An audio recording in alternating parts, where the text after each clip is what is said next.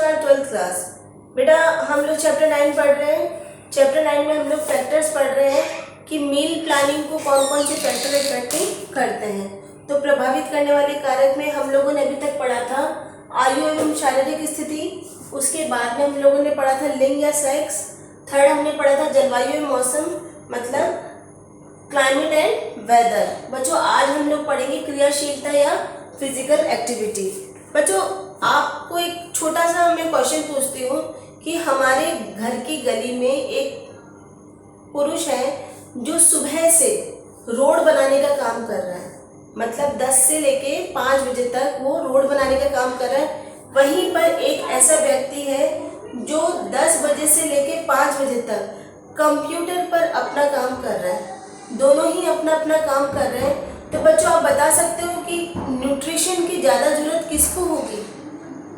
बच्चों इसका आंसर मुझे मालूम है, आप लोग बता देंगे कि वो व्यक्ति जो गली में पत्थर तोड़ने का काम या रोड बनाने का काम कर रहा है। तो बच्चों इसी को हम लोग कहते हैं फिजिकल एक्टिविटी या क्रियाशीलता। हमारे घर में भी ऐसा ही होता है बच्चों कि हमारे घर में सभी लोगों की अलग अलग फिजिकल एक्टिविटी होती है। छोटा बच्चा है वो उसकी फिजिकल एक्टिविटी बहुत ज़्यादा होती है, वो 1 मिनट भी शांति से नहीं बैठता, फटाफट ये करा वो करा वो करा। वहीं उससे बड़ा बच्चा है वो खेल कूदने में रहता है, भागा दौड़ी के काम बहुत ज़्यादा एनर्जी के जो करते हैं वो करता रहता है। फिर आप लोगों की एज आती है, आप लोग पढ़ एक जगह मतलब रुक करके पढ़ते हो, करते हो, एक्टिविटीज़ भी करते हो। तो सब लोगों के अलग अलग काम होते हैं। सबसे ज़्यादा जो फिजिकल एक्टिविटीज़ होती है हमारे मदर फादर की होती है। सुबह से लेकर शाम तक वो हमारे लिए अपनी फैमिली को चलाने के लिए कुछ ना कुछ काम करते रहते हैं। तो जो क्रियाशीलता है वो न्यूट्रिशन पे बहुत बड़ा प्रभाव डालती है। मतलब कि जिसकी जितनी अधिक क्रियाशीलता होगी उसको उतना ही अधिक पोषण की जरूरत होती है, मतलब कि उसको उतना ही अधिक न्यूट्रिशियस फूड की आवश्यकता होती है बच्चों। तो जैसे जिसकी क्रियाशीलता है उसी के अकॉर्डिंग हमारे को उनके फूड का ध्यान रखना चाहिए, खाने का ध्यान रखना चाहिए। जैसे बच्चों हमारे जो मम्मी पापा हैं, ठीक है, आप लोग सोचना आपके फादर को अच्छा खाना हम लोग खिलाते हैं अपने घर में कि अच्छी से अच्छी सब्जी हो, अच्छी से अच्छी रोटी हो। क्यों? क्योंकि उनको कोई डाइजेशन की प्रॉब्लम नहीं, वो आराम से पचा लेंगे क्योंकि उनकी एक्टिविटी बहुत ज़्यादा होती है। सुबह से लेकर रात तक उनकी एक्टिविटीज़ बहुत ज़्यादा होती है, जिसके कारण उनको डाइजेशन में कोई प्रॉब्लम नहीं होती। वही खाना यदि आप अपने दादाजी या दादी जी को खिलाओगे तो वो सही नहीं होगा, क्योंकि वो एक स्थान पर बैठे रहते हैं ज़्यादातर, उनकी एक्टिविटीज़ बहुत ज़्यादा कम हो चुकी हैं। तो हम उनको हल्का खाना खिलाते हैं ताकि उनकी डाइजेशन की प्रॉब्लम ना हो। तो यही क्रियाशीलता होती है बच्चों। नेक्स्ट पॉइंट है हमारा आय या इनकम। बच्चों ये बहुत अच्छा पॉइंट है, ये इम्पोर्टेंट भी है। बच्चों ये जरूरी नहीं है कि जो लोग अमीर होते हैं वो ही बहुत अच्छा खाना खा सकते हैं या बहुत ज़्यादा न्यूट्रिशन वाला खाना वो ही खा सकते हैं।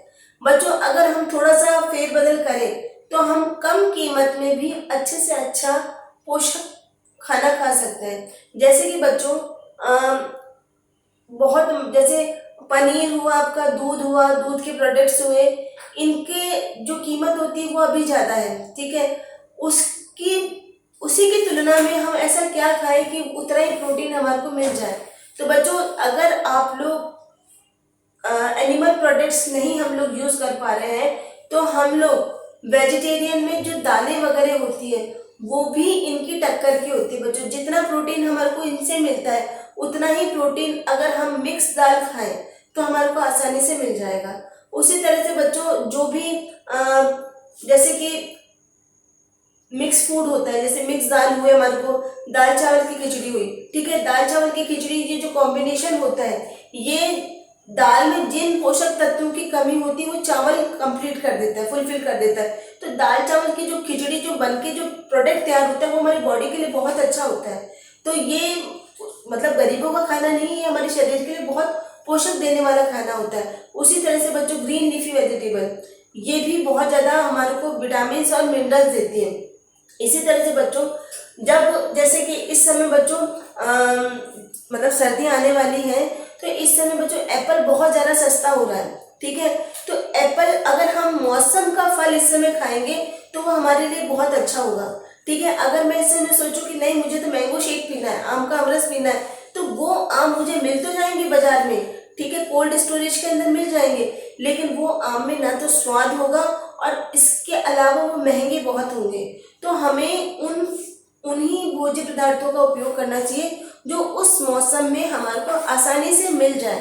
ठीक है, जिस मौसम में जो भी फल या सब्जियां आती हैं उसका हमारे को ज़्यादा से ज़्यादा उपयोग करना चाहिए। ठीक है, तीसरा, हमें इस बात का ध्यान रखना चाहिए कि हम मौसम के जो भोज्य पदार्थ होता है उनका संग्रहण, उनका स्टोरेज पूरे साल भर के लिए कर सके, तो वो भी हमारे आगे तक हमारे को मतलब वो मिलते रहते हैं। तो इन सब चीज़ों को ध्यान में रखते हुए हम लोग कम आय में भी अच्छे से अच्छा खाना खा सकते हैं बच्चों। इसी में जैसे अंकुरीकरण, ठीक है, और खमीरीकरण, फर्मेंटेशन, ठीक है, ये भी बहुत ज़्यादा पोषक तत्व को बढ़ा देते हैं।